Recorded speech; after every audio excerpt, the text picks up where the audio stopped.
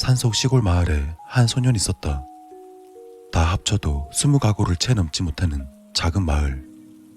그만큼 조용하고 한적한 곳이지만 언젠가 큰 소동이 벌어졌다. 그 소동의 중심엔 소년이 있었다. 추운 겨울 몰아치는 눈송이가 발자국마저 순식간에 지워버리던 그날, 소년이 사라졌다. 산을 오르는 걸 봤다는 동네 꼬마의 말에 다급히 주민들은 그 설산으로 향했다.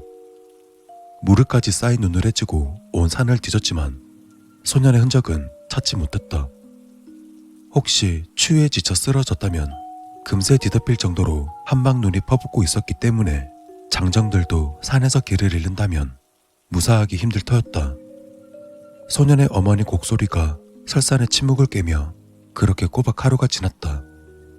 낡은 손전등을 들고 밤새 소년을 찾아다니던 주민들은 이제 소년을 찾는다기보다는 소년의 죽음을 찾고 있었다.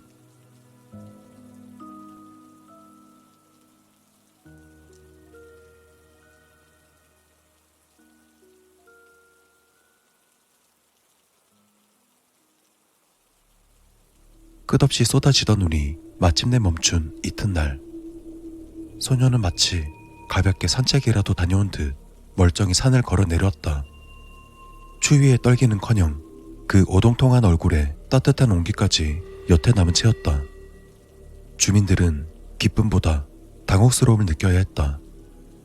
꼬박 이틀을 저 눈밭에서 헤맸을 소년이 이제 막 안방에서 뛰어나와 소년의 볼을 부비는 어머니보다 혈색이 좋아 보였다. 어딜 간 것이냐고 다그치는 어머니의 말에 그저 소년은 해맑게 웃으며 대답했다. 다리가 많고 털이 긴 새빨간 짐승이랑 같이 있었어요. 알 수 없는 말이었다. 그 산이 아니라도 빨간 털을 가지고 다리가 많은 짐승이란 건 존재하지 않았다. 수차례 되물어 보아도 그저 소년은 해맑게 웃으며 같은 말을 되풀이할 뿐이었다. 그 짐승이 절 부른 거예요. 따뜻하게 잘 보살펴줘서 즐겁게 놀다 봤는걸요? 그날 뒤 비슷한 짐승이 발견되거나 목격담이 도는 일은 당연히 없었다. 소년은 아무런 일 없이 잘 성장했고 그 붉은 짐승에 대한 것도 사람들의 관심에서 멀어졌다. 오로지 소년의 어머니만이 시도 때도 없이 그날의 일을 물어봤지만 소년은 그저 웃을 뿐 무어라 시원하게 대답을 주지 않았다.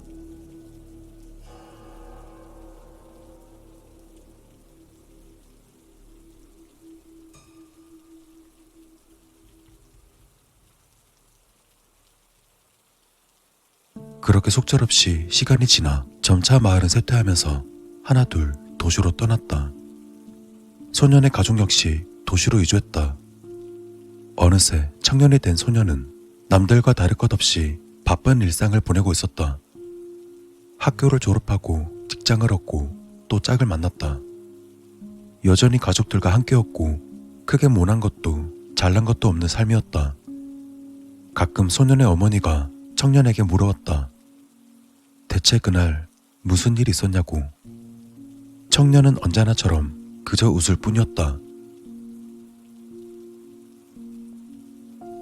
평화로운 나날이 계속되었다. 청년은 결혼했고 아이를 낳았고 나이를 먹었다. 어느새 머리가 희끗해지기 시작한 중년이 되었음에도 이제 완연한 노인이 된 어머니는 병상에 누워 아들의 얼굴을 쓰다듬었다. 그리고 물었다. 그날 그 추운 설산에서 멀쩡히 살아 돌아온 그날 대체 무슨 일이 있었냐고. 여전히 속 시원한 대답을 듣지 못했다. 언제나 아들은 그저 웃음으로 일관한다던지 아주 가끔, 정말 가끔 같은 말을 반복할 뿐이었다. 다리가 많고 털이 긴 새빨간 짐승이랑 같이 있었어요. 그렇게 어머닌 임종 직전까지 아들의 그 말 외에는 들을 수가 없었다.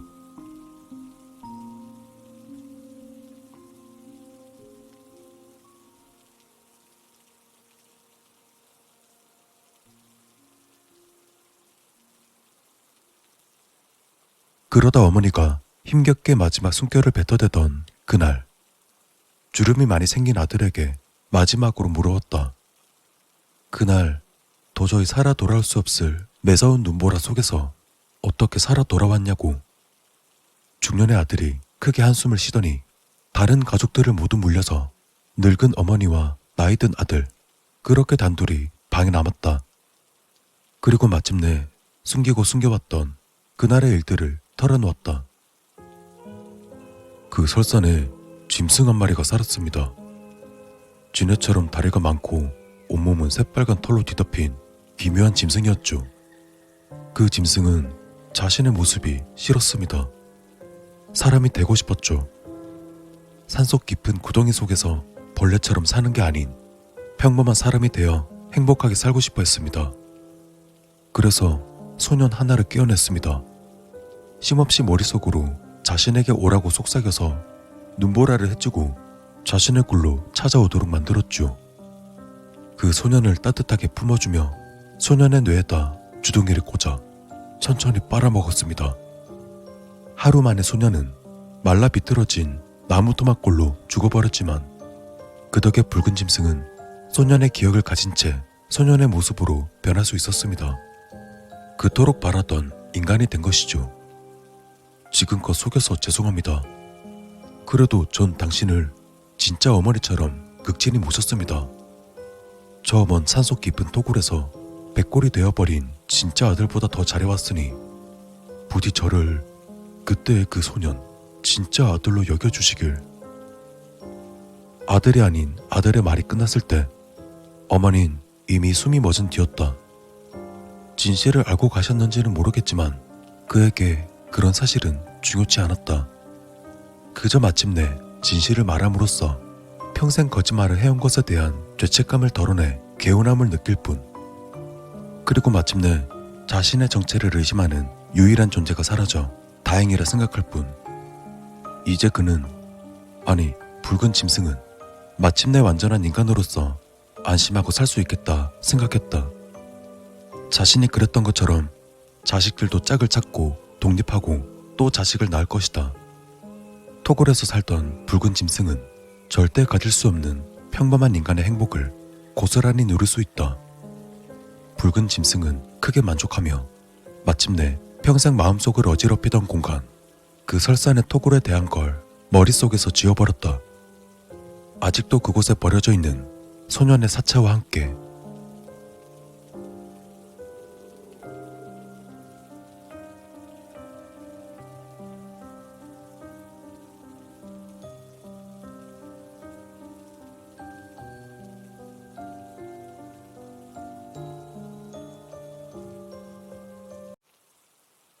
내 친구 중 교도관으로 일했던 친구가 있다. 다만 평범한 간부로서 일한 것이 아닌 교도소 내부에서 재소자들의 상담이라든지 사회 복귀를 위한 상담 같은 것을 담당하고 있었다.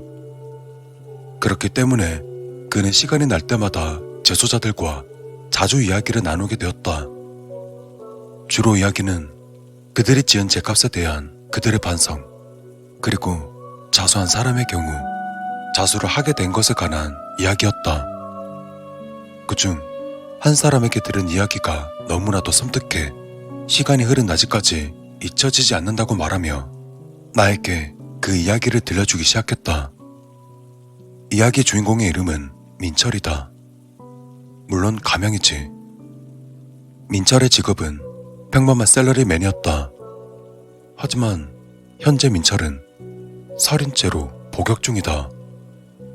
그가 죽인 사람은 그의 아내였다. 일단 죽이긴 했지만 살해한 뒤 뒤처리를 고민하던 민철은 자신의 집 냉장고에다 아내의 시체를 토막내 보관했다. 그리고 그는 토막난 시체를 조금씩 꺼내 살을 잘게 다졌고 뼈는 믹서로 갈아서 화장실에 흘려보냈다고 한다. 그 짓을 며칠 동안 반복하자 시체의 대다수를 없앨 수 있었다. 그러다 결국 머리만 남았다. 하지만 아무리 그래도 얼굴을 갈아버릴 용기가 없어 며칠 동안 머리만 냉장고 안에 그대로 넣어두었다는 것이다.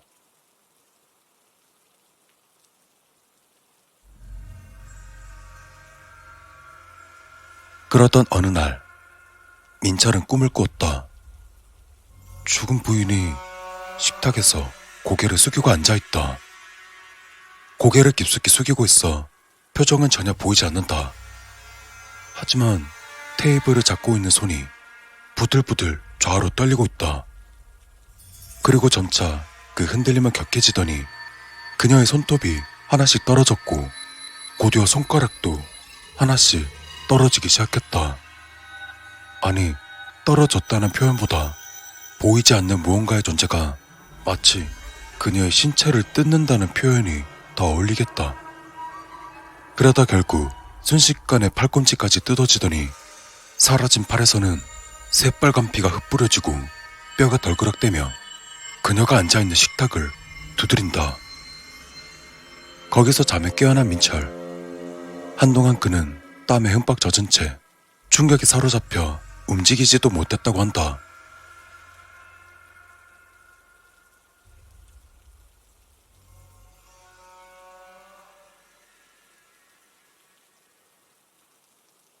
그렇게 10분 정도 뒤 겨우 안정을 되찾고 거실로 향했다.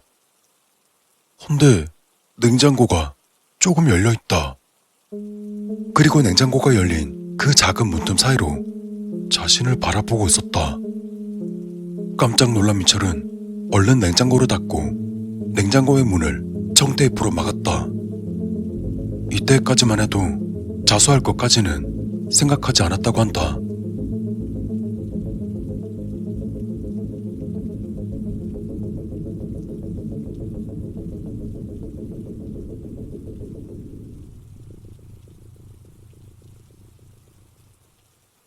다음날 민철은 냉장고에 넣어둔 것을 처리하기가 껄끄러웠다. 결국 새 냉장고를 사기로 마음먹었다. 소형 냉장고라 따로 배달을 부탁하지 않고 직접 가지고 돌아왔기 때문에 다른 사람에게 청테이프로 감은 냉장고가 들킬 리 없었다. 그리고 그날도 민철은 꿈을 꿨다. 어제와 똑같이 식탁에 아내가 앉아있다. 허나 다른 점이 있다면 어제 끝났던 시점에서 꿈이 이어지고 있다는 것. 식탁에 있는 아내의 팔에서는 새빨간 피가 방울쳐 떨어진다. 이번엔 발바닥으로 바닥을 차고 있다. 그리고 그 움직임이 점점 격렬해짐에 따라 바닥을 차는 소리도 쾅! 쾅! 점점 커져간다. 그러다 이내 바닥에 피가 고이기 시작하더니 다리에 살점이 뜯어진다. 뜯어져 나간 그녀의 살점과 핏방울들은 민철의 얼굴로 날아온다. 민철은 그 광경을 바라만 보고 있을 뿐이다. 머릿속에선 빨리 깨어나야 한다는 생각뿐이지만 꿈은 좀째 끝나지 않는다. 방 안 가득 흩날린 피가 기분 나쁘게 빛이 났다. 그리고 그 순간 갑자기 아내는 움직임을 멈추었다. 서서히 숙이고 있던 고개를 들어올린다. 축 늘어져 있던 그녀의 앞머리가 그녀의 뺨에 달라붙는다. 머리카락 틈새로 찍혔던 눈이 민철에게 향한다. 그리고 얼굴을 완전히 들었다. 절규가 울려 퍼졌다.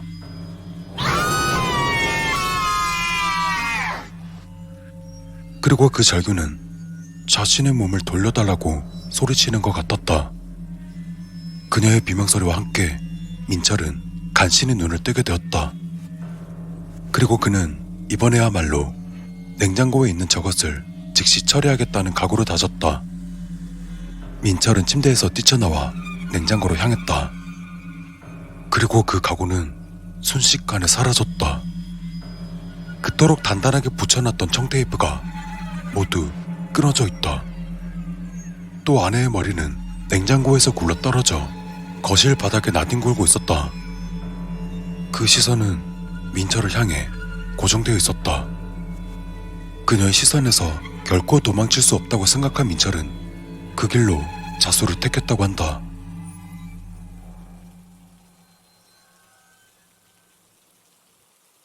이야기를 끝으로 친구가 덧붙인 한마디가 아직도 기억에 남아있다. 살해당한 사람의 원한은 언제까지고 남아있는 모양이야.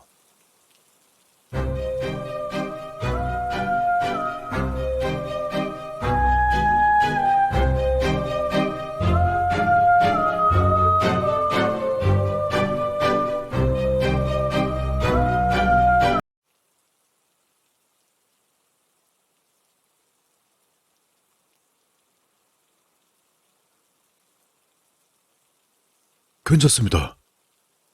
마음 가라앉히고 편하게 말씀하세요. 긴 의자에 몸을 파묻듯 누워있는 내게 상담사는 그렇게 이야기했다. 느긋해 보이는 그 말에 순간 분노가 일었지만 이를 악물고 참아내었다. 차분히 생각하면 특별히 그가 잘못한 건 없었다. 하지만 지금의 나로선 그의 말투 하나하나가 마음에 들지 않았다. 시작부터 이렇다면 더 이야기해봐야 치료될 리 없겠다 싶었지만 나 역시 이대로는 미쳐버릴 것만 같으니 한번 참아보기로 했다.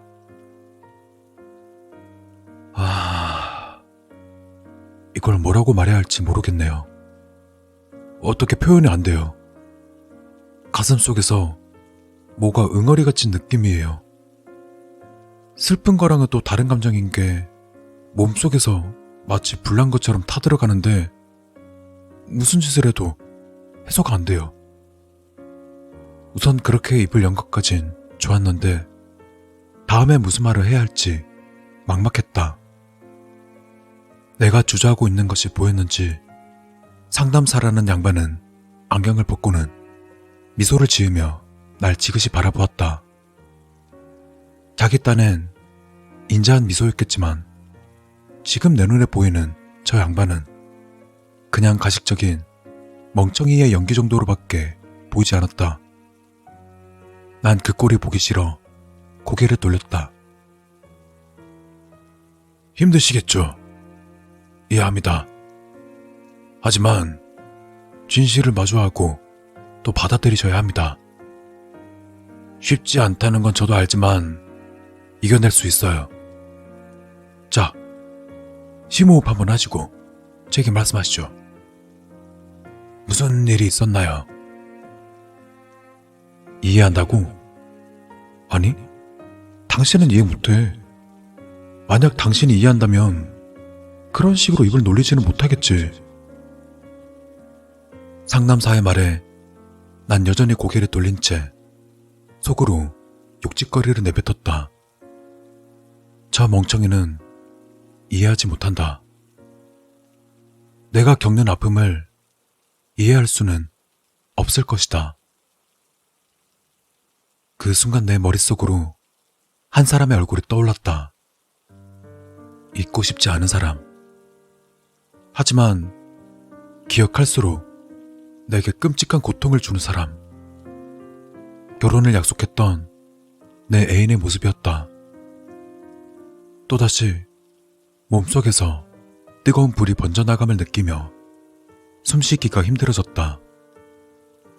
난 얕은 신음을 삼키며 가슴을 움켜쥐었지만 이미 늦었다. 떠오른 기억은 내게 끔찍한 현실을 자각시키며 점차 온몸으로 흘러갔다.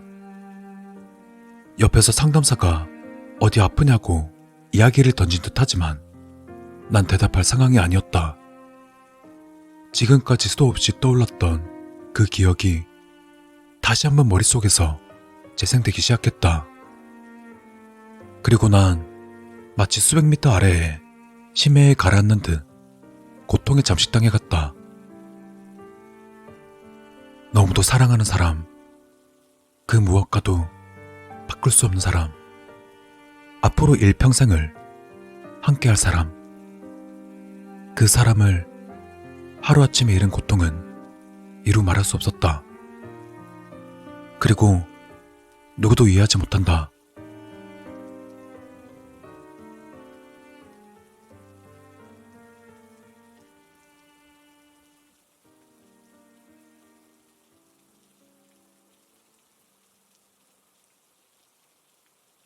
가슴을 쥐어뜯은 손에 힘을 주고는 세차게 두드렸다. 내 속에서 퍼져나가는 그 불길을 어떻게든 막아보고 싶었다. 그때 내 귓가에 상담사의 한마디가 들렸다. 전 이해합니다. 가슴 속에 있던 뜨거운 것이 머리 위로 솟구치는 느낌이 들었다. 분노, 저 멍청이의 헛소리 때문에 불길은 이제 머리를 통해서 몸 밖으로 일렁이기 시작했다. 예? 네가 뭘 알아? 병력같이 소리쳤지만 상담사는 크게 당황하지 않았다. 대신 꿋꿋하게 자신의 이야기를 했다. 아니요, 전 이해합니다. 다른 사람은 몰라도 전 이해할 수 있어요. 다시 한번 머리가 어지러울 정도의 분노를 느끼며 소리치려는 순간 상담사의 한마디가 내 머릿속으로 들어와 박혔다. 저도 당신과 똑같습니다. 사랑하는 사람을 잃었죠. 상담사가 뱉어낸 그 말에 열이 식으며 머리가 차가워졌다. 상담사는 내가 진정하는 듯 보이자 잠시 기다려주고는 다시 말을 이었다. 네, 전 이해할 수 있습니다. 당신과 똑같은 경험을 했으니까요. 저도 사랑하는 가족을 잃었습니다. 하루아침에 말이죠. 화지였습니다. 제 아내, 그리고 너무도 소중한 두 딸의 새까만 시신을 봤을 때 저도 죽고 싶었습니다. 하지만 결국 이겨냈죠. 그러니 제게 이야기해보세요. 저도 당신의 마음을 아니까 도움을 드리고 싶습니다. 그렇게 말하는 상담사의 얼굴은 고통에 일그러지지도 슬픔에 파묻히지도 않았다. 그저 담담하게 이야기할 뿐. 예전엔 그의 몸속에서도 나와 같이 불길이 있었을 때지만 그는 잘 이겨낸 듯 했다. 그 때문에 나도 조금은 마음을 열 수 있었다. 난 가슴을 움켜쥐었던 손을 내리고는 조금은 편안해진 기분으로 입을 열었다. 결혼이 한 달도 안 남았을 때였어요. 준비할 게 너무 많았죠. 저도 그렇고 와이프도 그렇고 정말 바빴습니다. 그날 좀 먼 곳에 사는 녀석들에게 청첩장을 돌리러 갔다 오는 바람에 와이프 마중을 못 나갔어요. 와이프 직장이 걸어서 15분 거리라 뭐 별일 있겠나 싶었죠. 가끔 혼자 왔다 갔다 했으니까. 근데 하필 그날 왜 미친놈이. 또다시 불길이 크게 일렁였지만 가까스로 참아낼 수 있었다. 상담사는 인자한 표정으로 내 다음 말을 기다려주었다. 아까와는 달리 그 얼굴은 조금은 안정을 가져다 주었다. 어린 놈이었는데 집을 나와서 돈이 필요했나 봐요. 와이프 핸드백을 뺏으려다가 자기 맘대로 안 되니까 들고 있던 몽둥이를 휘둘렀습니다. 자기 말로는 죽일 생각은 없었다는데 전 못 믿겠어요.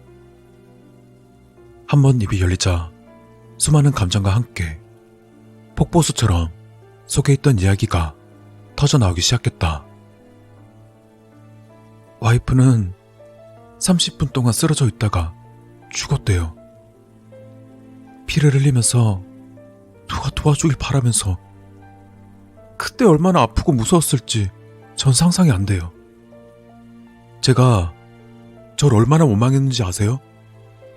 그날 제가 데리러만 갔어도 진짜 너무 화나고 와이프가 너무 불쌍해서 약이라도 먹고 죽어버리려고 했는데, 다 버리고 와이프 따라가려고 했는데 병신같이 그러지도 못하고 있어요. 죽고 싶다고 한 주제에 정신 차리면 또 잠이나 자고 있고, 그러다가 입에 밥 쑤셔 넣으면서 그렇게 추하고 한심하게 살고 있다고요. 하루에도 12번씩 몸속에서 불이 나서 죽을 것 같은데 죽지도 못하고 일하고 있다고요. 북받쳐 오는 감정을 어쩌지 못하고 얼굴을 감싸자 기다렸다는 듯 눈물이 터져나왔다. 이제 와서 체면 치레할 생각은 들지 않아 그냥 다 내려놓고 울어버리기로 했다. 괜찮습니다. 당신 잘못이 아니에요. 아내분도 당신이 죽기를 원하지 않을 겁니다. 힘이 드시겠죠. 자신이 원망스러울 겁니다. 하지만 이겨낼 수 있습니다. 제가 그랬던 것처럼 당신도 이겨내실 수 있어요. 저만 믿으세요. 저 역시 죽고 싶었지만 이렇게 이겨내고 저와 같은 사람들을 돕고 있죠. 괜찮습니다. 시간이 조금 지나면 모든 게 좋아질 겁니다. 제가 도와드릴 테니 걱정하지 마세요. 이제껏 많은 사람에게 들었던 뻔한 말이었지만 지금까지와는 달랐다. 나와 비슷한 일을 겪었던 사람이라 그럴까? 이 사람은 믿을 수 있을 것 같다. 계속 말씀해 보시죠. 마음속에 있는 말. 응어리진 마음을 모두 풀어야 하니까요. 제가 전부 들어드리겠습니다. 난 큰 위안을 느끼며 그에게 이야기를 털어놓기 시작했다.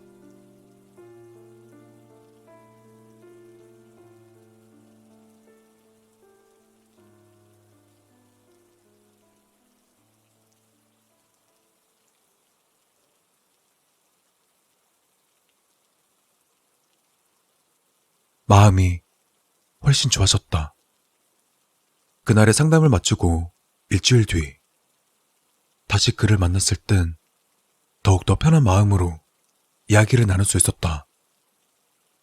상처와 고통을 극복하는 데는 제법 시간이 걸리겠지만 이대로라면 어떻게든 극복할 수 있을 것 같았다. 처음에 뜨거웠던 가슴속 불덩이도 이제는 많이 약해져 있었다. 그리고 세 번째 상담이 있는 날, 이제는 기대감까지 품고 약속 시간보다 조금 일찍 그의 사무실 앞에 섰다. 문을 열고 들어가려다 문득 첫날 소리를 지른 것에 대해서 사과를 하지 않은 게 기억났다. 약소하게나마 선물이라도 사올까 하던 그때 방 안에서 상담사의 통화 목소리가 들려왔다.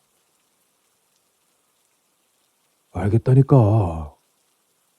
아까 아침에도 우리 공주님이 일찍 오라고 얼마나 당부했는데. 오늘은 일찍 끝내고 들어갈 거니까 당신도 애들이랑 준비 잘 해놓고 있어. 우리 첫째 딸 생일인데 대충 먹을 수야 있나? 응? 상담? 오늘 하나 남았지. 맞아. 그 약 혼자 죽었다는 사람. 그래. 나도 알지. 우리 가족까지 죽은 사람 만들면서 마음 열게 한 거야. 많이 좋아졌으니 걱정하지 마. 오늘은 그리 오래 안 걸릴 거야. 그래. 끝나고 연락할게.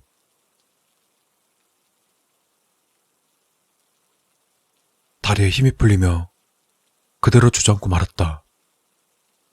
자신의 가족이 죽었다고 말하던 그의 담담한 표정. 그것은 불길을 이겨낸 사람의 얼굴이 아니었다. 그저 여유로운 표정이었을 뿐. 그걸 알자 내 맘속은 불이 일다 못해 새까만 재가 되어버렸다. 불타오를 땐 온갖 감정이 넘실 때였지만 지금은 아무런 생각도 들지 않았다. 잠시 멍하니 주저앉아 있던 나는 천천히 일어나 아무런 표정 없이 문을 열고 들어갔다. 일찍 오셨군요. 어서 오세요. 오늘은 기분이 좀 어떠신가요? 상담사가 미소를 지으며 날 맞아주었지만 그 얼굴은 나에게 더는 위안을 가져다 주지 못했다. 그가 내게 거짓말을 했다는 사실에 분노도 배신감도 느낄 수 없었다. 아무런 감정도 느껴지지 않는 것이다. 난 아무런 대답도 하지 않고 창가로 다가갔다. 느낄 수 없기 때문에 주저함도 없었고 두려움도 없었다. 상담사는 어리둥절한 표정으로 날 바라보며 그가 자리에서 일어나기도 전에 난 그대로 창문 아래를 향해서 몸을 던졌다.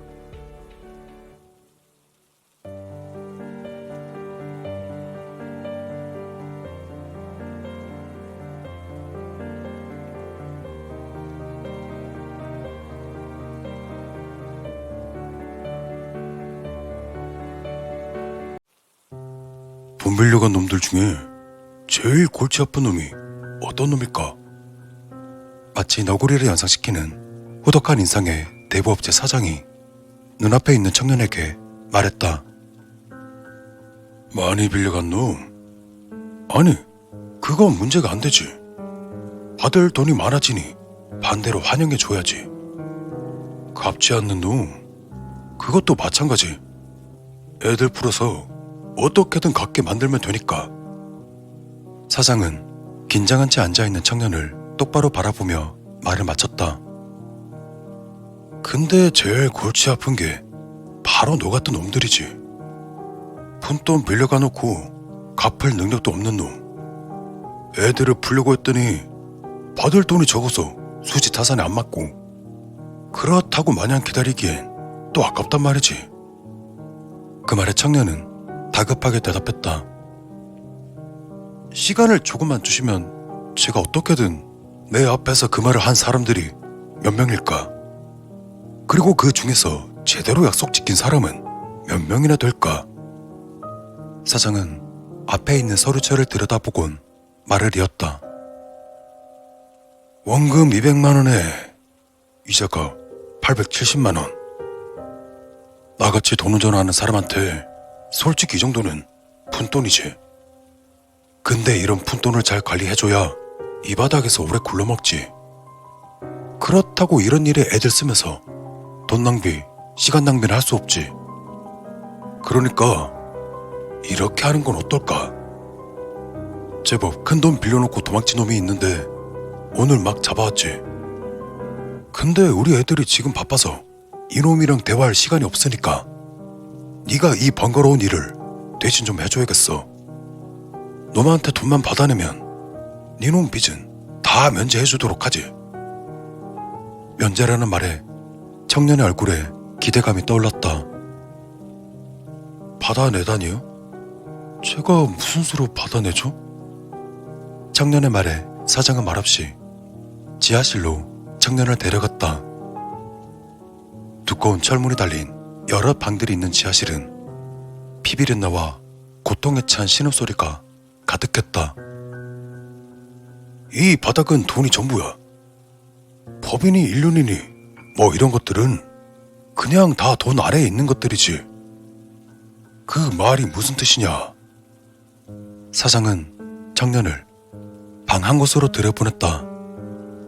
그 방 한가운데는 한 남자가 의자에 묶여 있었고, 바로 옆에 있는 테이블에는 각종 공구들과 날붙이들이 가지런히 정리되어 있었다. 이봐, 여기서만큼은 돈을 위해서 어떤 짓을 해도 상관없다는 거지. 이제 뭘 해야 할지 알겠지? 네가 할 일은 저놈이 돈 뱉어낼 생각을 하도록 만들면 돼. 받아내는 건 우리 애들이 알아서 할 테니 넌 그냥 정성스레 괴롭혀주기만 하면 돼. 밤낮 가릴 것 없이 충분하다고 생각할 만큼. 청년은 의자에 묶여있는 남자와 테이블 위의 공구들을 번갈아 바라보았다.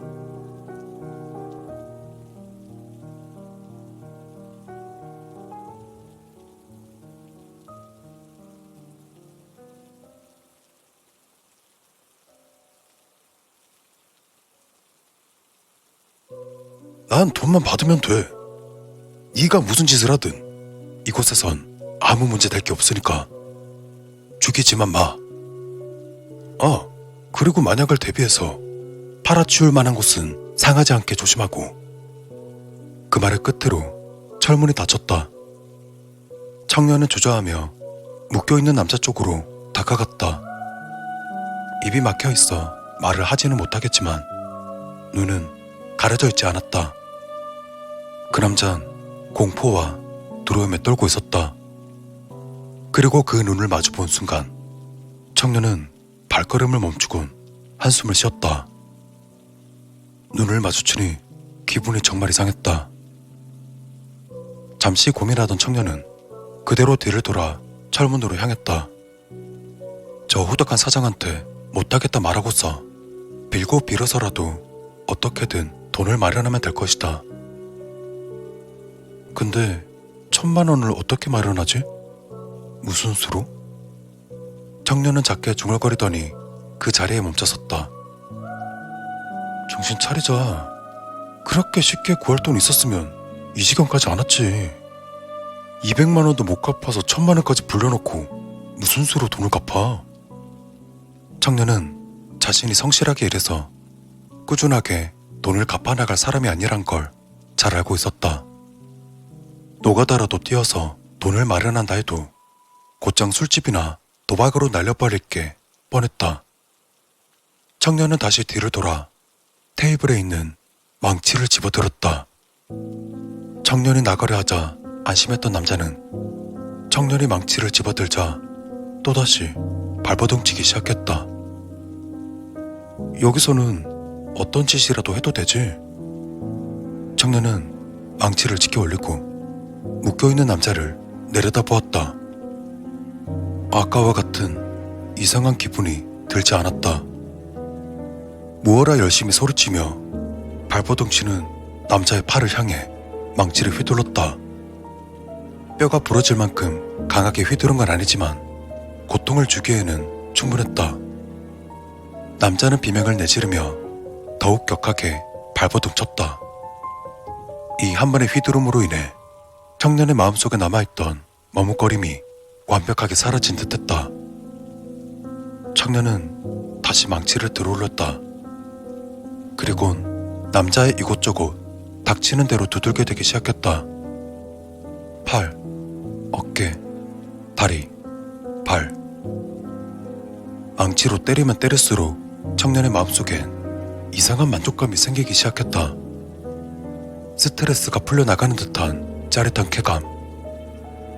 그렇게 한참을 두들겨 대던 청년은 옅은 미소를 지으며 망치를 내려놓았다. 남자의 온몸은 새파랗게 피멍이 들어있었고 한두 군데는 부러진 듯했다. 청년은 만족감을 느꼈다. 그러다 이내 테이블에서 길고 날카로운 바늘을 집어들었다. 들어보니까 제법 큰 돈을 빌렸다면서? 근데 딱 보니까 갚을 능력이 없는 건 아닌 것 같은데. 그렇게 말하고서 의자 손잡이에 묶인 남자의 손에서 엄지손가락 하나를 붙잡았다. 하여간 있는 놈들이 더해. 그치? 누구는 돈 1,000만 원에 중내사내 하는데 그 큰 돈을 그냥 꿀꺽 하려고 했단 말이지. 남자는 격하게 반항했지만 청년을 뿌리치는 것은 불가능했다. 손톱 밑에 가시 박혀본 적 있어? 그렇게 말한 청년은 남자의 손톱 밑으로 바늘을 박아 넣었다. 찢어질 듯한 비명소리와 함께 바늘은 남자의 손톱 밑에 깊숙이 박혔다. 청년은 만족스럽다는 듯 다시 테이블로 돌아가 바늘 몇 개를 집어들었다. 바늘이 19개나 남았네. 정신 똑바로 차려. 그리고 이거 끝나면 칼집도 해볼 생각이니까 기대하고. 청년은 콧노래를 부르며 남자에게 다가갔다.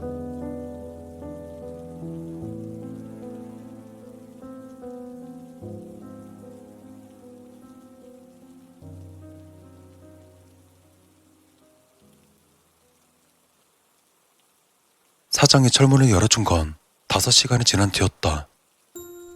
의자에 묶인 남자는 비명을 지를 힘도 없는지 엉망이 된 상태로 움찔거리고 있을 뿐이었다. 청년은 스탬프로 그런 남자의 귀를 찝어대고 있었다. 하고 있는 줄 보니까 적성에 맞는 것 같구만. 가끔 너 같은 놈들이 있지. 적당한 때가 되면 바로 악마가 되는 놈들. 솔직히 말해주는데 난 그런 놈들을 그다지 싫어하지 않아. 쓸모가 많거든. 얘기는 나중에 하는 걸로 하고 이 녀석들 따라가. 이제부턴 우리 애들이 알아서 할 테니. 방 안으로 덩치 좋은 사내 둘이 들어와 청년을 안내했다. 방을 나선 청년이 사내들에게 물었다. 혹시 저도 여기서 일할 수 있을까요? 사장님도 제가 마음에 드시는 것 같은데. 하지만 돌아온 건 대답이 아닌 주먹질이었다. 청년이 쓰러지자 사내 둘은 거칠게 청년을 이렇게 세우더니 옆방으로 들어가 청년을 의자에 묶었다. 그리곤 청년의 입으로 재갈에 물리고서 발버둥치는 청년을 두고 방을 나갔다. 청년은 영문도 모른 채 거의 한나절 동안 방 안에 묶여 있었다.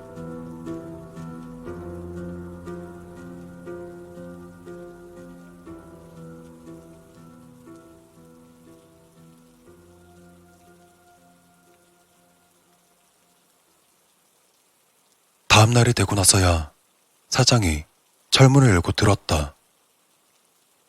우선 일이 잘 처리되었다고 얘기해줘야겠구만. 니놈 덕분에 돈은 잘 받아냈어. 물론 약속대로 니놈 빚은 없는 셈 쳐주지. 빚이 사라졌다는 말에 청년은 안도했지만 자신이 왜 묶여있는지 알지 못했다. 그의 생각을 읽기라도 한 듯 사장이 말을 이었다. 네가 여기 묶여있는 이유가 궁금하겠지.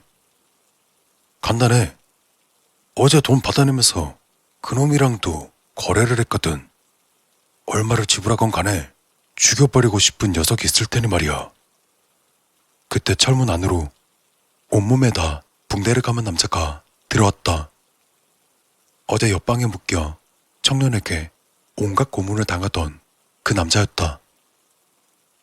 어제도 말했지만 이 바닥은 돈이 전부야. 돈만 있다면 사람 목숨 하나 사는 건 일도 아니지. 이 남자는 네 목숨을 샀어. 물론 네가 죽으면 네 몸뚱아리는 우리 거다. 사장은 그렇게 말하며 남자만을 남겨둔 채 밖으로 나가 철문을 닫았다.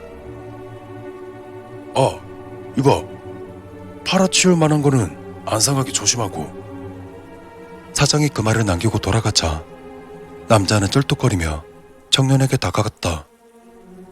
남자는 어제까지만 해도 두려움과 고통만이 담겨있던 눈이었지만 지금 그의 눈은 오로지 분노로 가득 차 있었다. 남자는 망치를 집어 높게 들어 올리고는 청년의 앞에 섰다. 청년은 빚을 면제받은 줄 알았지만 그건 잘못된 생각이었다. 그 빚은 사라지지 않고 전혀 다른 형태로 청년에게 돌아온 것이다. 청년의 절망 어린 눈빛에도 남자는 전혀 머뭇거리지 않고 망치를 휘둘렀다. 그리고 이내 바늘을 집어들었다.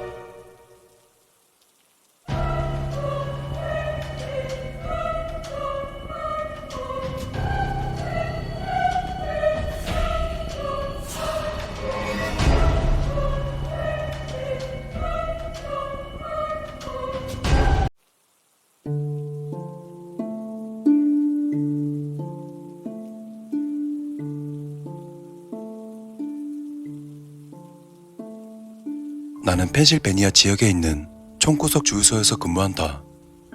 총구석이라 그런지 근무 시간은 지루한 편이지만 나름 꿀보지게 페이도 괜찮다.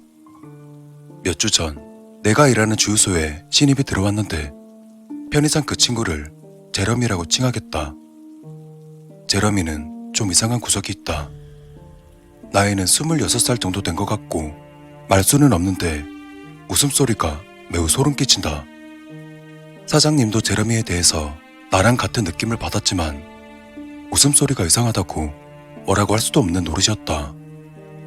손님들이 불쾌하는 경우도 없었고 솔직히 근태로만 평가하면 꽤 좋은 편이었다.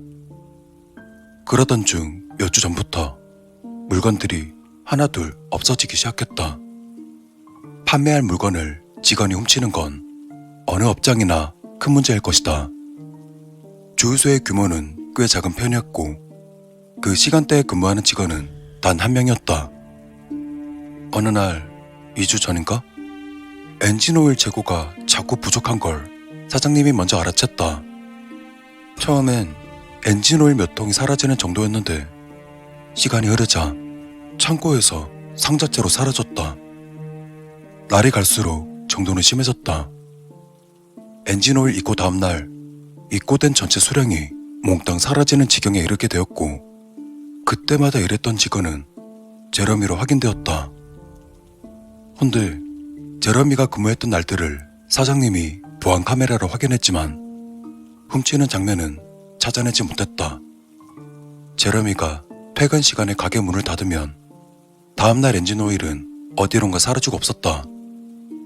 사장님은 제러미의 범죄를 잡아내기 위해서 보안 영상이 담긴 테이프를 집에 가져가서 직접 확인했지만 어제 저녁은 자신의 딸의 소프트볼 경기가 있다며 대신 봐달라고 내게 부탁했다.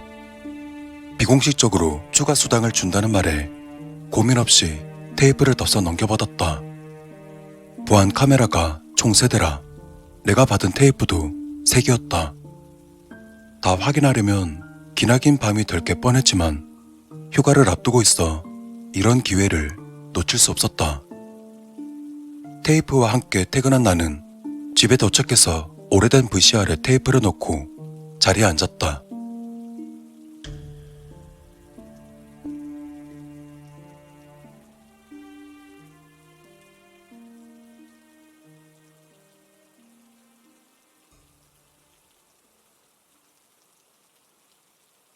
이틀 전 마지막으로 제러미가 근무한 날, 제러미의 근무는 오후 4시부터였다.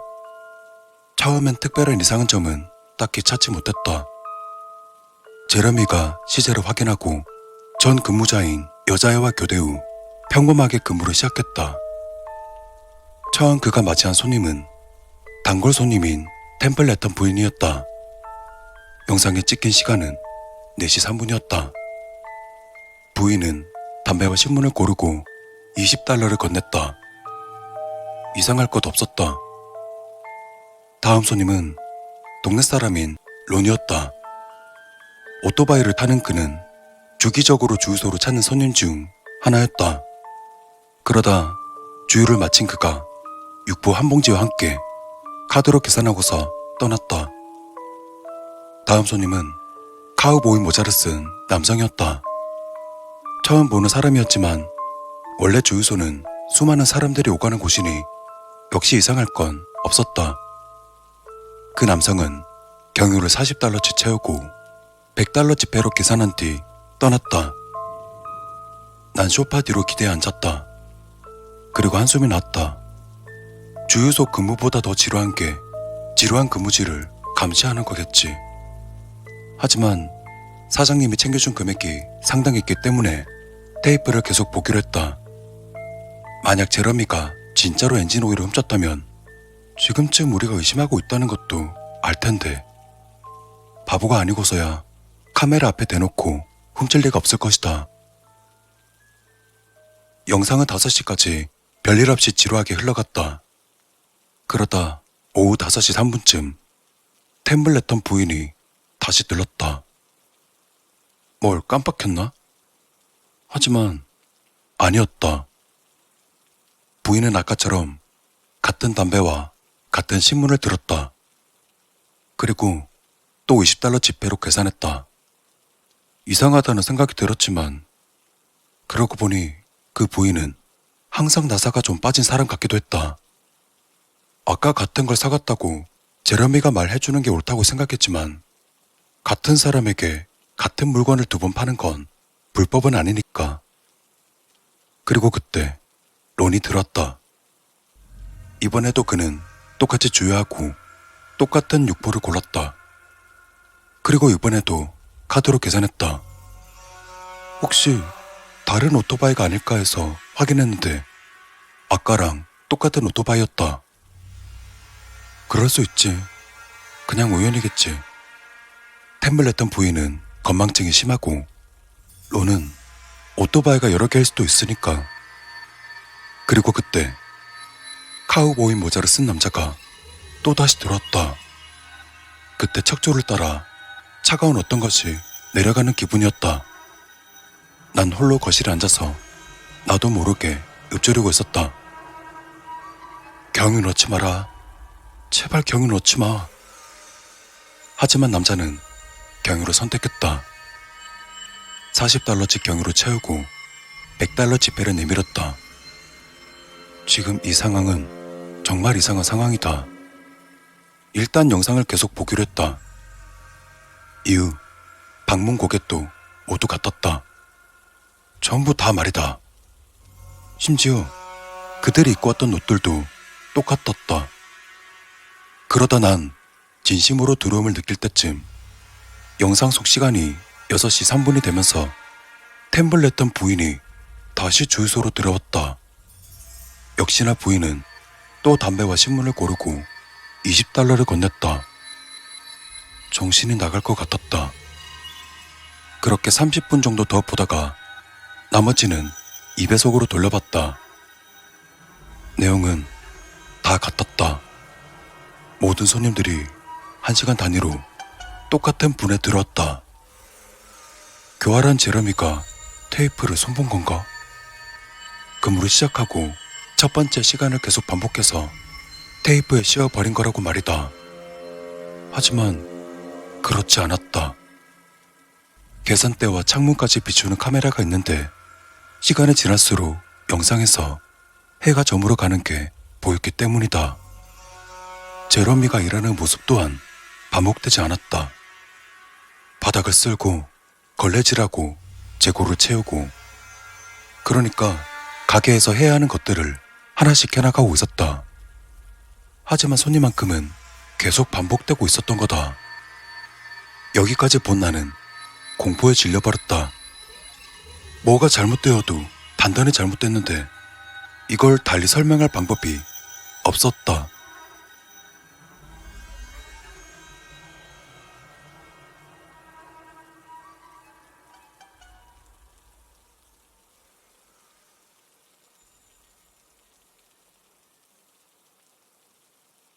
난 영상을 뒤로 끝까지 돌려서 제러미가 퇴근하면서 문을 잠그고 차로 걸어가는 장면을 확인했다.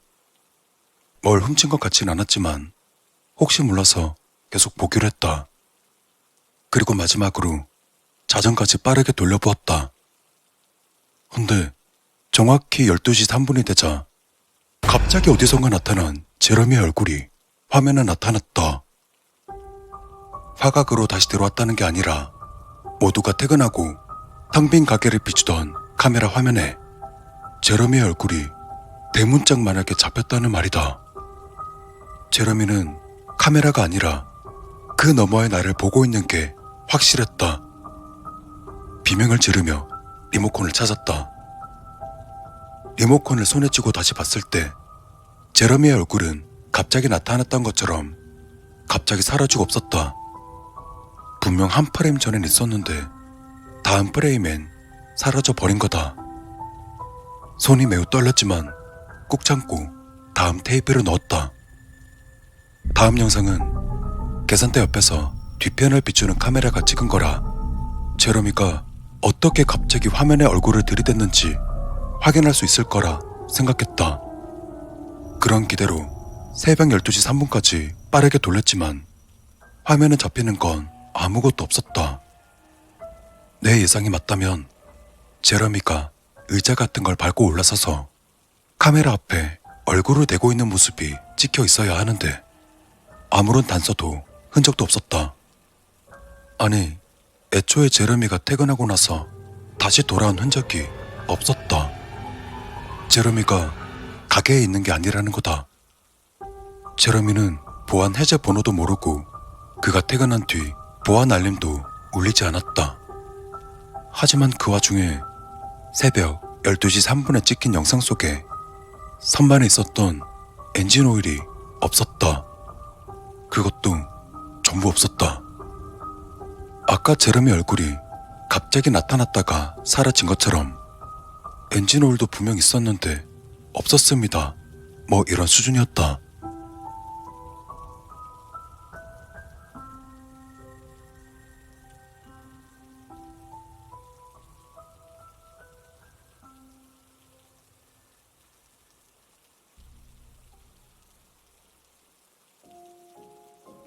VCR을 꺼버리고 침대에 누웠지만 결국 밤을 새고 말았다. 너무 피곤한데 심장은 미친 듯이 발광했다. 누가 뭐래도 테이프에 찍힌 건 내가 본 어떤 것보다도 소름 끼치고 기분 나쁜 영상이었다. 몇 시간 있다가 출근해야 하는데 사장님은 내게 테이프를 넘기면서 출근할 때 다시 가져오라고, 그리고 뭐가 있었는지 말해달라고 했는데, 아니 솔직히 이걸 뭐 어떻게 전달해야 하지? 오늘 제러미는 나와 교대 후 야간 근무를 서기 때문에 사장님이 교대 시간에 맞춰 나와서 나와 함께 제러미에게 엔진 오일을 훔친 거냐고 물어보기로 했다. 제러미가 훔치는 듯한 광경을 발견한 게 나이기 때문이라고 했나? 어떻게 할지 모르겠다. 사장님께 영상을 보여드리긴 해야 하는데 같이 보는 건 싫었다. 그런 건 다시는 보고 싶지 않으니까. 제러미가 카메라 너머 나를 보면서 소름 돋게 싱긋 웃던 얼굴이 도저히 잊히지 않는다. 사람 얼굴이 얼마나 무서워질 수 있는지 제대로 보여줬으니까. 아무튼 이따 가서 할 일이 많으니까 지금부터라도 좀 자보려고 해야겠다. 무슨 일 생기면 바로 기록할게.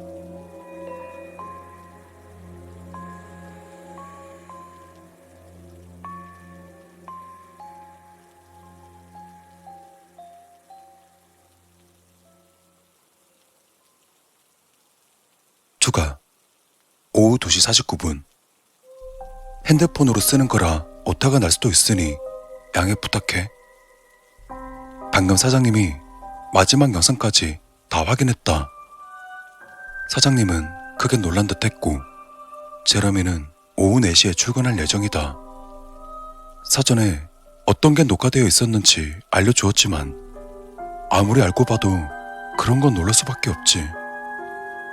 제러미가 오기까지 1시간 정도 여유가 있지만 나도 사장님도 어떻게 말을 꺼내야 할지 전혀 감을 못 잡고 있다. 그저 제러미는 엔진 오일이나 훔치고 사람을 놀라게 하는 걸 좋아하는 그런 사람인 걸까? 아니면 다른 존재? 갑자기 튀어나온 제러미를 생각해보면 아무리 생각해도 내가 영상을 보게 될 거라는 걸 미리 알고 있었던 것 같다는 그런 생각이 든다. 자기가 어떤 능력이 있는지 내가 보기를 바란다는 느낌? 정말 돌아버릴 것 같다. 아니, 어느 정도는 미쳐버린 것 같기도 하다. 일단 사장님과 이야기를 더 해볼 거다. 마음 좀 가라앉히고 어떻게 처리할지 생각해야 한다. 오늘 밤의 내용을 추가하겠지만 아무래도 예감이 좋지 않다.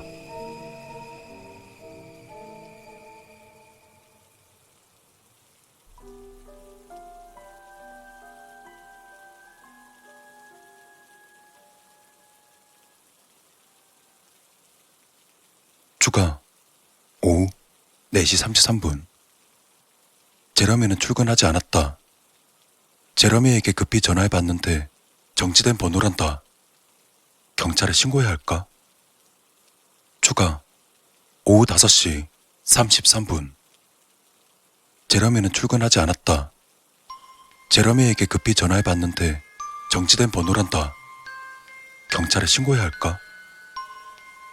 추가. 오후 6시 33분. 제러미는 출근하지 않았다. 제러미에게 급히 전화해봤는데 정지된 번호란다. 경찰에 신고해야 할까? 추가. 오후 7시 33분. 제러미는 출근하지 않았다. 제러미에게 급히 전화해봤는데 정지된 번호란다. 경찰에 신고해야 할까?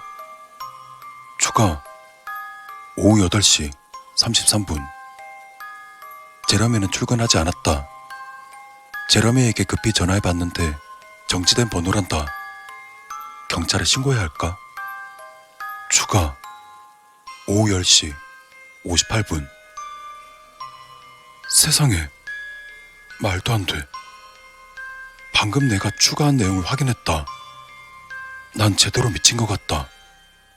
미쳤다. 제대로 미친 거야, 이건. 이건 절대로 말이 안 되는데?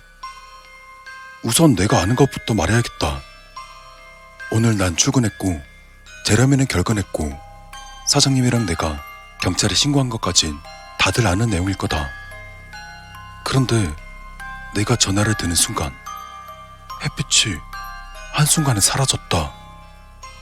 거짓이 아니라 진짜다. 그때 난 분명 그렇게 느꼈었다. 난 5시간 동안 기절했었나 보다.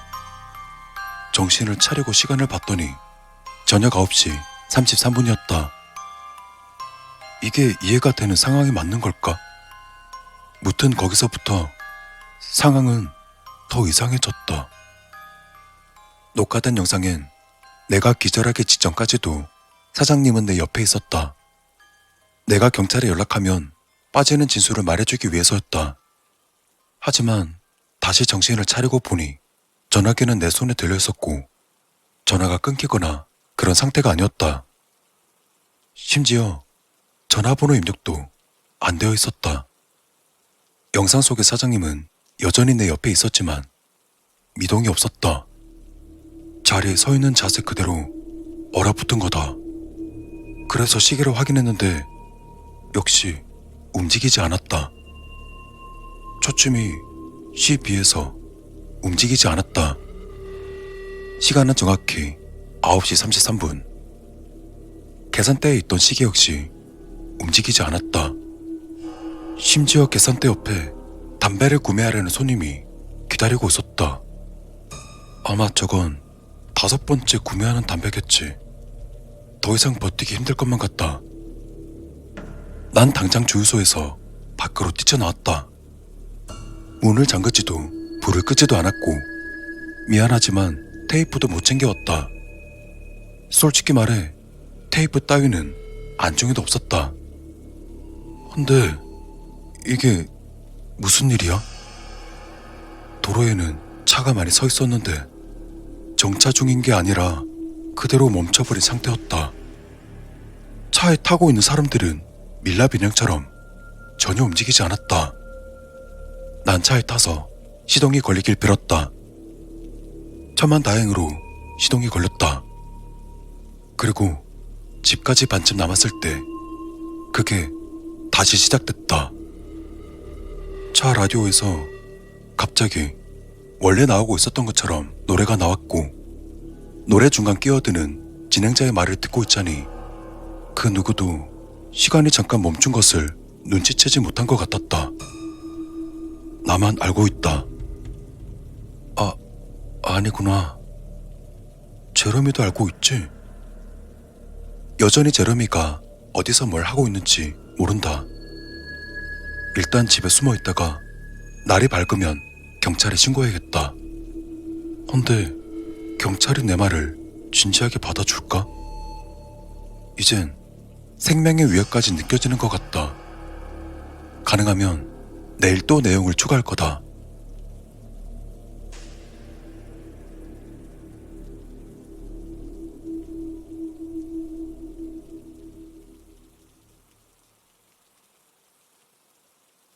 마지막 추가. 오전 10시 33분. 새벽 4시 언저리가 되어서 겨우 잠에 들었다. 너무 피곤해서 몸이 버티다 못해 쓰러진 게 아닐까 싶다. 그리고 오늘 아침 핸드폰 벨소리에 잠에서 깨어났다. 사장님이었다. 근데 사장님은 새벽 6시부터 전화를 해댔다. 사장님은 지난밤 시간이 정상으로 돌아오자마자 경찰에 신고했단다. 그리고 출동한 경찰에게 모든 것을 다 말해주었단다. 하지만 이 동네 경찰들은 한심한 인간들 뿐이다. 아마 경찰은 사라진 엔진 오일에 더 집중할 텐데. 그러다 결국 사장님은 경찰에서 제러미를 찾기로 했다. 그리고 이력서에 담긴 제러미의 신상 정보들을 경찰에게 넘겨주었다. 경찰은 이력서에 기재된 내용을 바탕으로 제러미의 집으로 향했다. 그리고 뭘 알아냈는지 그 누구도 상상하지 못할 거다. 제러미가 쓴 주소는 공터였다. 아니, 지금은 공터다. 한때 집이 있었지만 1993년에 화재로 전소되었다고 했다. 작은 동네라 주민들 모두가 그 화재 사건을 기억했다. 한때 4인 가족이 살던 집이었다. 듣기로는 말수가 적은 아들과 사이가 소원해졌다지만 사실 여부는 알지 못한다. 다만 확실한 사실이 존재한다. 화재 사건에 대해서 보험회사에 조사한 결과 화재가 일어났던 이유는 누군가 고의적으로 일으켰던 방화로 밝혀졌다. 집 전체가 기름으로 샤워한 것처럼 석유로 뒤덮였고 이후 화염병을 사용해서 불을 붙인 것으로 드러났다. 그때 가족은 모두 잠들어 있었고 가족들 모두가 집을 빠져나오지 못했다. 범인은 끝까지 잡히지 않았다. 소문에 따르면 사이가 서먹해진 아들에게 연락을 해보려고 했지만 아무도 그의 행방을 알아내지 못했다고 한다. 아무튼 사장님은 이런 내용을 전해주려 나한테 전화했던 거였고 이야기를 전해 들은 나는 까무러치고 싶은 심정이었다. 그때 사장님이 출근해 달라고 말했다. 난 강력히 출근을 거부했지만 사장님은 경찰이 같이 있다며 나를 설득했다. 그러면서 엄청난 말을 덧붙였다. FBI가 왔는데 나랑 이야기해야 한다고 결국은 나올 수밖에 없을 거라고 말이다. 오전 7시 20분이라 그대로 다시 자고 싶었지만 싱숭생숭해서 못 자겠다는 생각에 차라리 주유소로 향했다.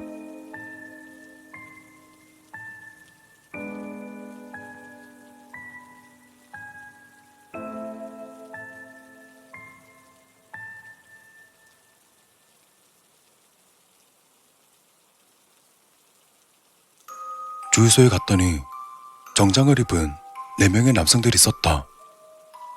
그들은 내게 앉으라고 말했다. 그리고 그 사람들이 정확한 내용을 모두 받아 적을 때까지 그간 있었던 일을 2-3번 정도 반복해서 말했다. 제러미, 보안 카메라 영상, 그리고 어젯밤에 있었던 일까지 모두 전부 다. 그리고 마침내 모든 이야기가 끝났을 때 한 요원이 말했다. 이런 또 한 사람 늘었군. 그리곤 엄청난 양의 서류들을 들이밀며 발설 금지 조약에 서명하라고 말했다. 그래서 더는 말을 못할 것 같다. 지금 이 글을 게시하는 것만으로도 불법이 될 수 있는 거니까.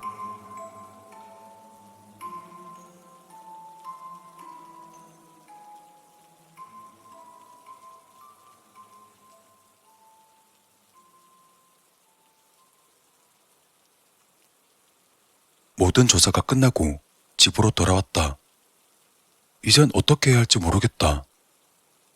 한 요원이 했던 말은 아마 내가 죽을 때까지 생각날 것 같다.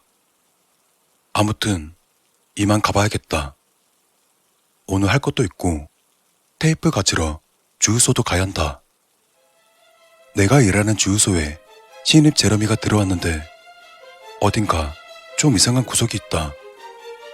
알 수는 없는데 웃음소리가 매우 소름 끼친다.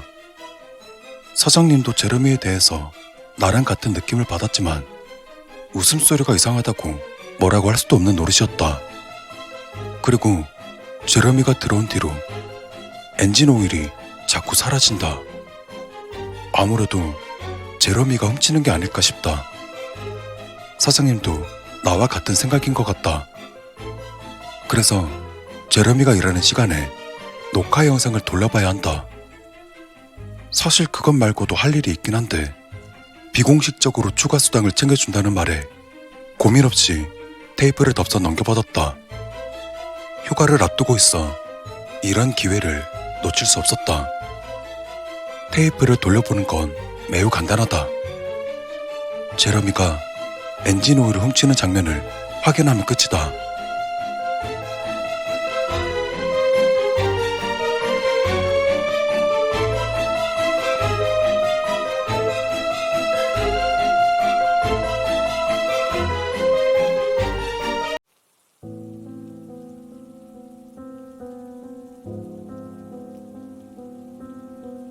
이 이야기는 나에게 실제로 있었던 이야기다. 미용사가 된 지 4년째. 그날은 신입을 가르치기 위해서 출근했던 날이었다. 원래 그날은 휴일이 아니었지만 갑작스레 점장이 고향에 다녀온다길래 그날 하루는 임시로 휴업하게 된 날이었다. 그리고 그 무렵 미용 기술을 경쟁하는 콘테스트가 코앞으로 다가왔던 터였다. 내가 근무하는 미용실은 신입이든 베테랑이든 모두 강제적으로 그 콘테스트에 참가해야만 한다. 또한 1, 2년차 신입들이 쉽게 입상할 대회는 아니었다. 하지만 좋은 성적을 거두게 된다면 우리 샵에서 상여금 같은 보너스가 나오기도 했기 때문에 휴일임에도 불구하고 모두가 자진해서 출근해 연습을 이어나갔다. 그리고 그날은 연습한 지 1시간 정도 지나자 연차가 있는 사람들은 다 돌아갔고 남은 베테랑은 나 한 명뿐이었다. 우리 샵에는 선배가 남아있으면 신입들은 먼저 들어가지 못한다는 암묵적인 규칙이 있었지만 안 그래도 휴일인데 매번 불려 나오는 신입들이 안쓰러워 난 서둘러 후배들을 돌려보냈다.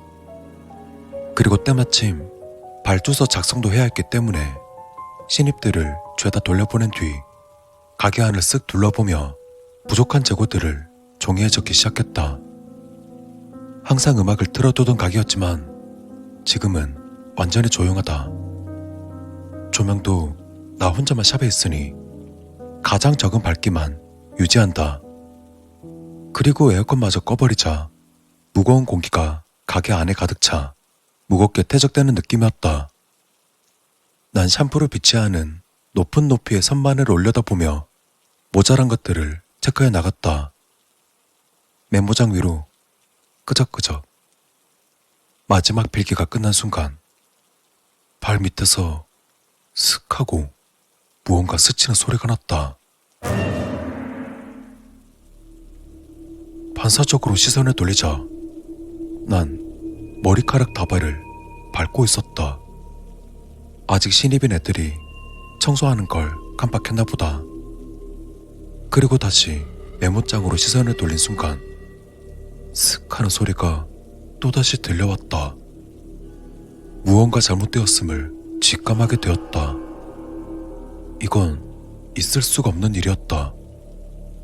아니, 적어도 난 지금 이 자리에서 단 한 발자국도 떼지 않았는데 어째서 소리가 난 거지? 난 두려운 마음과 함께 아래쪽을 쳐다보자 조금 전에 보았던 머리카락들이 수북하게 더 많이 쌓여 있었다. 난 깜짝 놀라 뒤로 한 걸음 물러서자 슥 하는 소리와 함께 머리카락이 따라온다. 두 걸음, 세 걸음 뒷걸음질 쳐봐도 머리카락은 날 계속 따라온다. 그뿐 아니라 머리카락을 모아두는 쓰레기통에서 머리카락이 마구 넘쳐나더니 바닥에 있는 머리카락들과 합쳐진다. 이런 일은 있을 수 없다고 이건 꿈이라고 생각하면서도 난 어떻게든 도망치기 위해서 등을 돌려 출구로 뛰어갔다. 하지만 그 순간 눈에 비춰진 건 머리카락에 뒤덮여 바깥 불빛 하나 들어오지 않는 새까만 출입문이었다. 원래였다면 바깥의 풍경이 훤히 들여다 보이는 유리창이었지만 지금 내 눈앞의 출입문은 전부 머리카락 투성이었다. 그리고 아직 끝나지 않았다. 난 어떻게 하면 좋을까 잠깐 고민하던 사이 무언가 내 오른쪽 발목을 확 낚아채더니 난 그대로 넘어지고 말았다. 순간 내밀었던 양 팔덕에 바닥으로 얼굴이 부딪히는 건 피했지만 질질 끌려가는 오른쪽 다리가 너무 아파 차라리 아까 머리를 부딪혀 기절하는 게 나았을 거라는 생각이 들 정도였다. 그리고 그 순간 쾅 하는 소리와 함께 땅바닥이 흔들리기 시작했다. 멀리 보이는 선반에서 샴푸와 잡동사니들이 마구 떨어지고 있었다. 그제야 난 지진이 일어났다는 걸 깨달았지만 여전히 내 오른쪽 다리는 저 미친 머리카락에 잡혀 구석쪽으로 끌려가고 있었다. 당시에 난 그저 공황 상태일 뿐이었다. 난 필사적으로 눈을 감고 지진이든 귀신이든 빨리 이 순간이 끝나길 빌었다. 그러다 어느덧 한순간에 조용해졌다.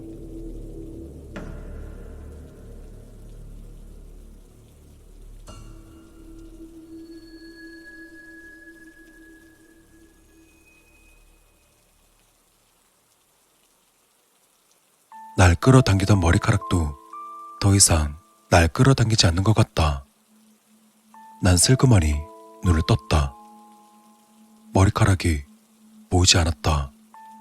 하지만 출입문이나 유리창은 모두 깨져나간 채였고 선반에 정리된 샴푸들도 모두 바닥으로 떨어져 있었다.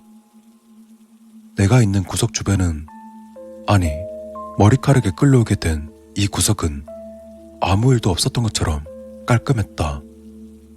조금 전 재고 파악을 하고 있던 선반은 쓰러져 있다. 다시금 정신을 차리니 머리카락에 잡혀있던 다리도 멀쩡했다. 나는 그 자리에서 빠르게 도망쳤다.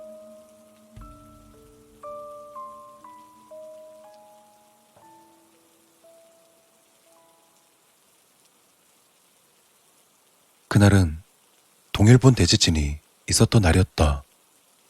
그리고 지금 생각하면 그 머리카락은 나를 도와준 게 아닐까 싶다. 죽을 정도로 무서웠지만 결과는 그 머리카락 덕분에 살아남았으니까.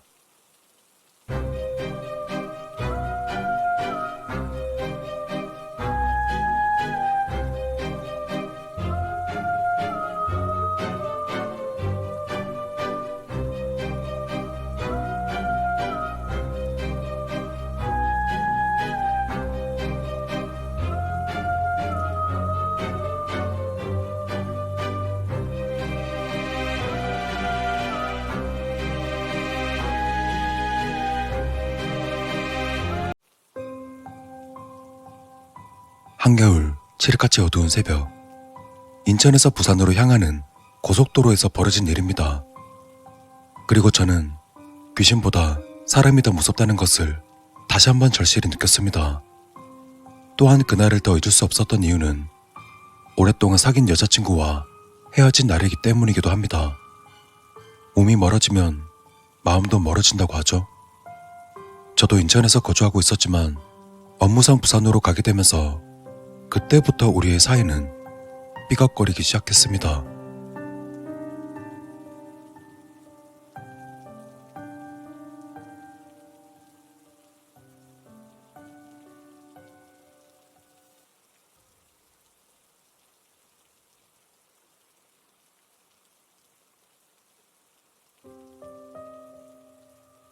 어느 날이었습니다. 부산으로 일자리를 발령받고 6개월이 지났을 무렵, 어느 날 그녀에게 다른 남자가 생겼다는 소식을 통보받고 일을 마치자마자 초저녁부터 인천으로 향했습니다. 운전하는 내내 분노에 차올라 영원히 이별할 것을 다짐하고 또 다짐했습니다. 멀리 떨어진 곳에서 혼자 끙끙 앓을 바에 직접 만나 깔끔하게 끝맺음을 짓고 싶었습니다.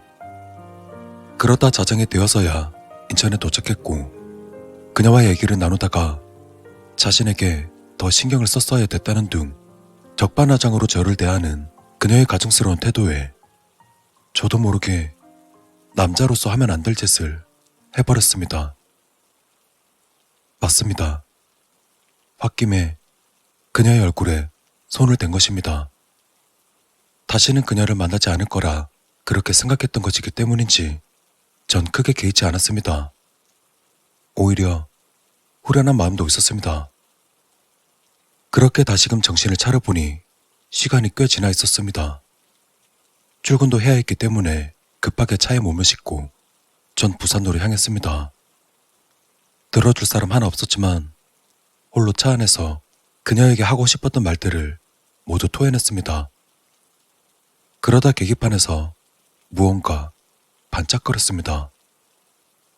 아마 장거리를 뛰었으니 진작 기름이 다 떨어진 거겠죠. 다음 휴게소까지 거리가 있었지만 아직은 충분하다고 생각했습니다. 그렇게 전 가로등도 없이 뻥 뚫린 곳을 외롭게 달리다 다음 휴게소에 도착했습니다. 새벽이라 그런지 넓은 주차장엔 차 몇 대와 외곽으로 대형 화물차 몇 대뿐이었습니다. 아마 졸음이 와서 잠시 눈붙이라 들린 것이겠죠. 헌데 막상 휴게소에 들어서니 화장실이 더 급했습니다. 보통 주유소는 휴게소 출구 쪽에 있으니 화장실 쪽으로 차를 몰아 시동도 끄지 않고 볼일을 보고 나오는데 건장한 두 남성이 화장실 입구 바로 앞에서 담배를 태우고 있더라고요. 전 아무렇지 않게 그냥 지나치려 하는데 갑자기 제 손목을 턱 붙잡더니 굉장히 강한 사투리를 쓰며 제게 말을 건네왔습니다. 자기네들이 건강식품을 파는데 지금 얼마 남지 않아서 떨여야겠다고 싸게 줄 테니 가져가라는 말이었습니다. 지금이 보통의 상황이었다면 그냥 무시했겠지만 그 남성들의 생김새라든지 풍기는 느낌은 말 그대로 조폭 같았기 때문에 집에 어르신이 없다고 살짝 기죽은 듯 거절했습니다.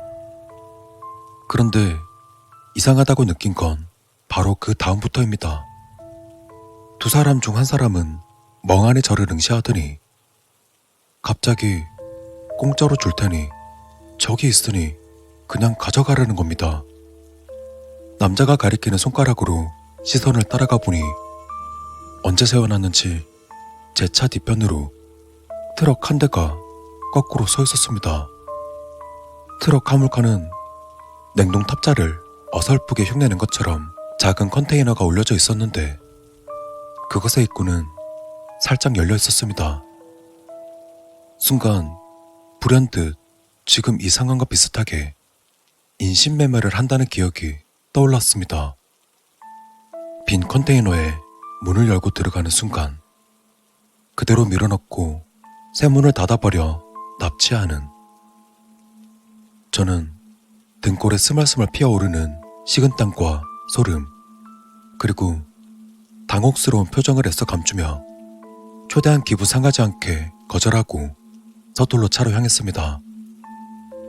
전 그렇게 그 남성들을 뒤로하고 살살 뛰어가는데 어렴풋이 들리는 나를 향한 욕설들 그리고 차를 타기 직전 벌어진 컨테이너 문틈 사이를 슬쩍 보았는데 어두컴컴해서 아무것도 보이지 않았습니다. 전 본능적으로 컨테이너에는 건강식품이든 뭐든 아무것도 없다는 것을 느낄 수 있었습니다. 저는 운전석에 앉자마자 정신없이 휴게소를 빠져나왔고 그제야 턱끝에 맺혀있는 식은땀을 닦아내렸습니다. 심장은 미칠 듯 두근대었고 손이 바들바들 떨렸습니다. 하필 그날 고속도로에 어떻게 차 한 대가 보이지가 않는 건지. 저는 달리는 와중 계속해서 룸미러를 통해 뒤에서 누가 따라오는지 눈알을 바삐 굴러대며 확인했습니다. 그런데 또다시 무언가 불현듯 떠올랐습니다.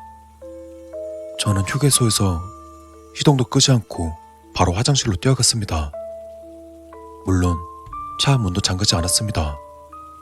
그런데 화장실에 나오니 제 차 옆에 트럭을 세워놨고 아무도 없는 휴게소에서 그 건장한 남성 둘은 마음만 먹으면 충분히 나를 제압할 수 있었을 텐데 혹시 내 차 뒷자리에 누군가 웅크린 상태로 타고 있진 않을까, 이런 생각이 들기 시작하니까 마른 침을 꼴깍 삼키다 사례가 들려 기침이 나더라고요.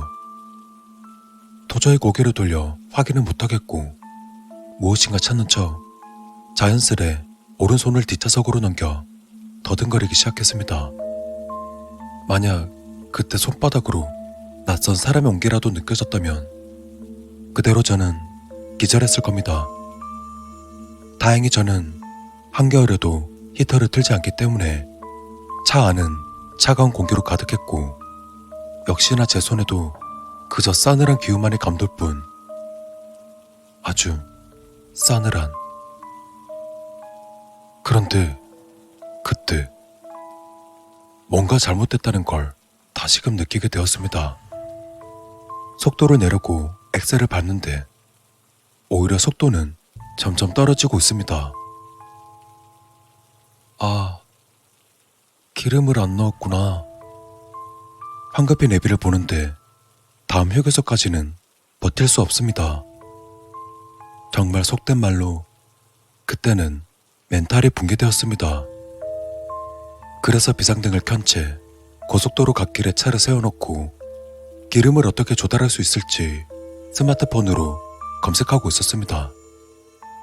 그때 왼쪽 사이드 미러로 차 한 대가 다가오는 것을 볼 수 있었고 제 옆을 빠르게 지나가는 듯 하더니 갑자기 급정거를 하더군요. 설마... 네, 그 트럭이었습니다. 순간에 저는 제 눈을 의심할 수밖에 없었지만 방금 전 휴게소에 그 트럭이라고 확신했던 그 찰나의 순간 전조등과 비상등을 재빨리 끄고 시동도 껐습니다. 가로등마저 없는 구간이었기 때문에 그 덕분에 한 치 앞도 보이지 않는 상황이 연출되었습니다. 그리고 그 트럭은 갓길에서 비상등을 켠 채 제가 있는 쪽으로 서서히 후진하기 시작했습니다. 숨이 막히는 듯 했습니다. 별달리 떠오르는 방안이 없었습니다. 오로지 저는 도망쳐야 한다. 생명의 위협을 받고 있다. 이런 생각만 가득했습니다. 저는 살고 싶었습니다. 그 와중 다행스럽게 트럭이 바로 급정거를 했다지만 속도를 엄청 냈던 탓인지 저와의 거리가 꽤 된다는 걸 직시했습니다. 저는 잽싸게 밖으로 나와서 자동차 문을 잠그고 가드레일을 뛰어넘어 곧장 풀밭으로 몸을 숨겼습니다. 그리고 이쯤 되면 저기서 내가 절대 보이지 않겠다 라고 생각되는 곳까지 벗어난 뒤 앞으로 그들이 어떻게 할지 두려움 반 호기심 반 숨을 죽이고 지켜보았습니다.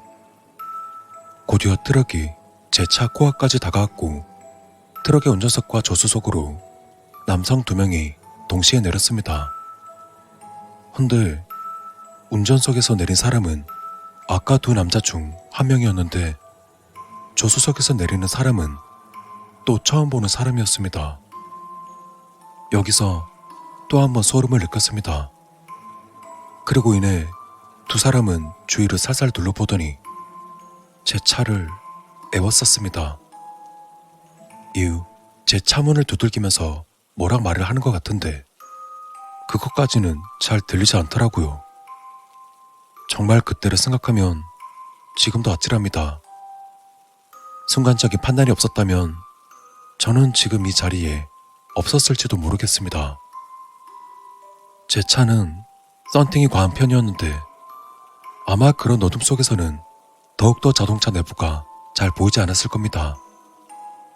그러다 2 사람은 제가 없는 척 했을 것이라 생각했는지 2 남성은 제 차를 강하게 흔들기 시작했습니다. 그래도 반응이 없으니 한 남자가 뒷좌석 쪽으로 이동해 양손과 얼굴을 창문에 바짝 붙여 안을 사사치 확인하는 듯 보이더라고요. 그런데 놀라운 건 바로 그때였습니다. 열심히 눈을 굴리던 그 남자가 갑자기 뒤로 획가닥 넘어지더니 비명을 지르며 자신들의 트럭으로 미친 듯 내달리는 겁니다.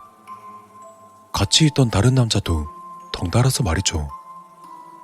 곧바로 트럭은 굉음을 내며 사라졌고 텅 빈 고속도로에 다시 정적만이 흐르기 시작했습니다. 저는 멍하니 그 광경을 보고 있다가 확실히 그들이 떠났다고 생각이 들자마자 조심조심 제 차로 다가갔습니다. 그리고 운전석에 재빠르게 몸을 싣고 도대체 그들이 무엇을 보았기에 저렇게 기겁하고 도망쳤는지 뒷좌석으로 고개를 천천히 돌려보았습니다. 그리고 이내 안도의 한숨을 내쉬었고 그들이 왜 그랬는지 알 것 같았습니다. 제가 잠시 깜빡하고 있었습니다. 피로 범벅이 된 여자친구의 싸늘한 시체가 뒷좌석에 누워있었다는 것을. 저는 심심한 웃음이 튀어나왔고 차마 감지 못한 그녀의 시선은 저를 원망하듯 응시하고 있었습니다.